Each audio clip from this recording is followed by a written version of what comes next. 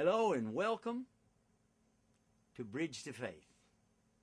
I'm your host, Mr. Festus. For today, we're going to be talking about bridging the faiths. Up to now, you've probably got the idea that we're Muslims, and we've been talking a lot about how we can open the bridges to faith or open up ways for people to have a better understanding. And certainly it works two ways. We have, on the one hand, those who believe and those who don't believe in anything at all. And on the other hand, we have those who believe, but they have different ideas of what it is that they believe.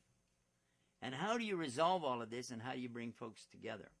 And what we feel and what we're committed to doing is that by presenting evidences, by presenting facts, proofs, and testable evidence, that the individual will be better prepared to make up their own mind and draw conclusions based on these evidences that they can verify themselves. This is why we developed a website that's called ScienceIslam.com. Now, I realize immediately some may be put off by the fact that you have the word science and Islam together, and others may be put off simply because you've said the word Islam, and others because you use the word science, and then trying to deal with the reconciliation in faith. But I assure you that you will not be disappointed if you will take the opportunity to go to the website. Whether or not you choose to agree or disagree with the scholars, scientists, and professors and doctors that we've assembled for this, at the same time, you may be pleased with the fact that someone has taken the opportunity to give these different views. Those who already believe there's a God but have never really been able to show testable evidence would appreciate this opportunity to see what's been said about scientific facts discovered and really perfected in the last couple of decades, yet these have been referred to in Holy Scriptures many, many centuries before any of these sciences were even developed. So that is a great opportunity, I believe, for the believers, if you will, quote unquote, the believers, to open up dialogue with non-believers and begin to share these ideas and then come to a way that we can reconcile some of the differences in the issues that we have. I've taken an idea here for you and let you think about it. In some religion, you may find somebody who has said that they believe that their God is a tree, and they worship their tree or the grass, or they worship something like this. Well, certainly a scientist is going to tell you the tree didn't create itself.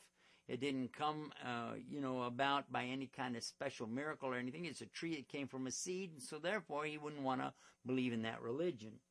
And also the one who is going to tell you that they worship a man or worship a woman, believing that that's a god or a goddess or a demigod, then again a scientist will say, well, certainly that's somebody who was born and died, so therefore how in the world could you possibly want to worship that? Now, others may say that they believe that they are reincarnated, like they die and they come back and die and come back, kind of like being recycled. But this is something that, again, a scientist would totally reject. So I encourage you to go to this website. It's called ScienceIslam.com. And spend some time there and read the articles and watch the videos that are there. And then, if you like, send us some email right here to Bridge to Faith. Send it to info@bridgetofaith.com. That's info@bridgetofaith.com. And then we'll take your emails and maybe we'll be reading them right here on our program. We hope for the chance to communicate with you like this. And if we're not able to read all of them on the air, and that may be likely, what we would like to do at least is to give you some answers or link you up to some of the answers we have on the internet. And while I'm on the subject, and I love to promote our websites, I want to tell you about another website. It's called IslamNewsroom.com. That's IslamNewsroom.com. And then for replays of this broadcast and others like it, visit our website. It's called bridgetofaith.tv. That's bridgetofaith.tv. And if you get confused, just go back to bridgetofaith.com. You'll find the link to our TV channels over there. Now, having said all that, what I want to do now is let you see a little segment of one of our programs that will help you, I think, get a better understanding about what it is we Muslims believe about the proof of God. And that's coming up right now. So sit back, relax, and enjoy this segment of Bridge to Faith. We'll be back right after the segment. Somebody who did not know something about nuclear physics 1400 years ago could not, I think, be in a position to find out from his own mind, for instance, that the earth and the heavens had the same origin, or many other of the questions that we have discussed here. If you combine all these, and you combine all these statements that are being made in the Quran, in terms that relate to the earth and the formation of the earth and science in general, you can basically say that the statements made there in many ways are true. They can now be confirmed by scientific methods, and in a way you can say that the Quran is a simple science textbook for the simple man, and that many of the statements made in there at that time could not be proven, but that modern scientific methods are now in a position to prove what Muhammad said 1400 years ago. It follows, I think, that not only is there no conflict between genetics and religion, but in fact religion may guide science by adding revelation to some of the traditional scientific approaches. That there exist statements in the Quran shown centuries later to be valid would support knowledge in the Quran having been derived from God. Thank you very much. It has been a great pleasure for me to help clarify statements in the Quran about human development. It is clear to me that these statements must have come to Muhammad from God or Allah, because almost all of this knowledge was not discovered until many centuries later. This proves to me that Muhammad must have been a messenger of God or Allah. Muhammad was a very ordinary man. He couldn't have read, he didn't know to write. In fact, he was illiterate. And we're talking about 1200 years ago. You have someone, an illiterate person, making profound pronouncements and statements that are amazingly accurate of a scientific nature. And I personally can't see how this could be a mere chance. There are too many accuracies. And like Dr. Moore, I have no difficulty in my mind reconciling that this is a divine inspiration or revelation which led him to these statements. By finding true astronomical facts in Quran. And for us, we modern astronomers have been studying very small fields of the universe. We concentrated our efforts for understanding of very small parts, because by using telescope, we can see only a very few parts of the sky without thinking whole the universe. So by reading Quran and by answering to your questions, I think I can find my future way for investigation of the universe.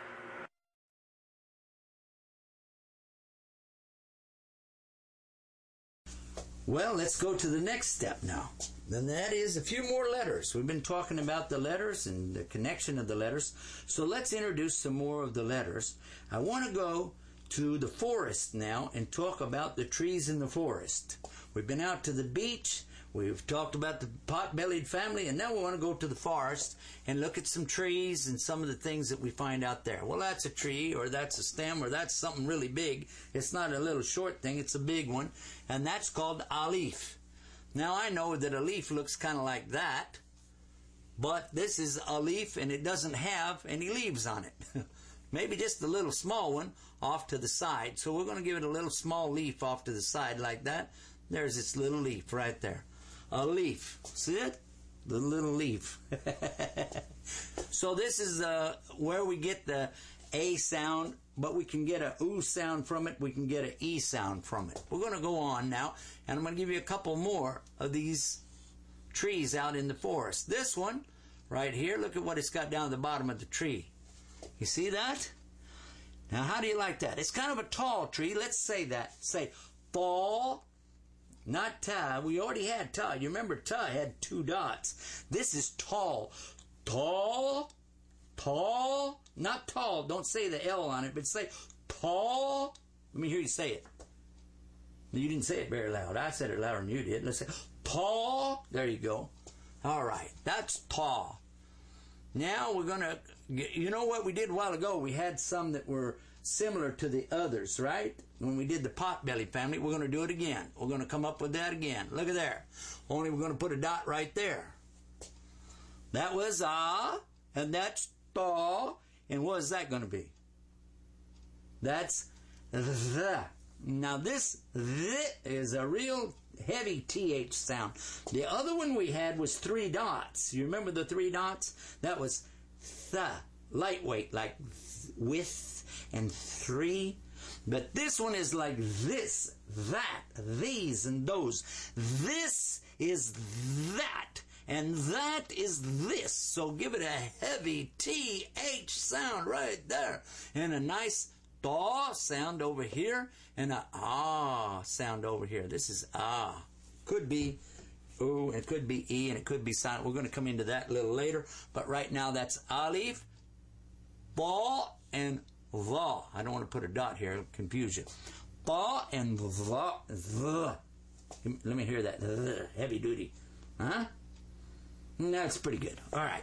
Now let's get another one going here. Now there's another big one out here, and just go like this. Now he doesn't have the little circle over to the side. He's got just that one hook over here. See that? That, it looks a lot like what? If we did it this way, what would it be in English? That'd be an L, wouldn't it?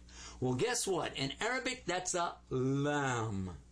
The sound of L in Arabic comes from this letter, which is the exact opposite of the English letter L, and this is called lam. Lam.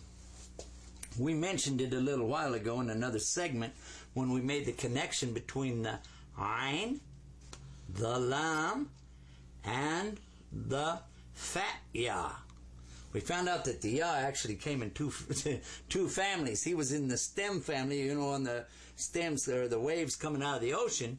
But now we found out he's also a pot-bellied guy, and this was La.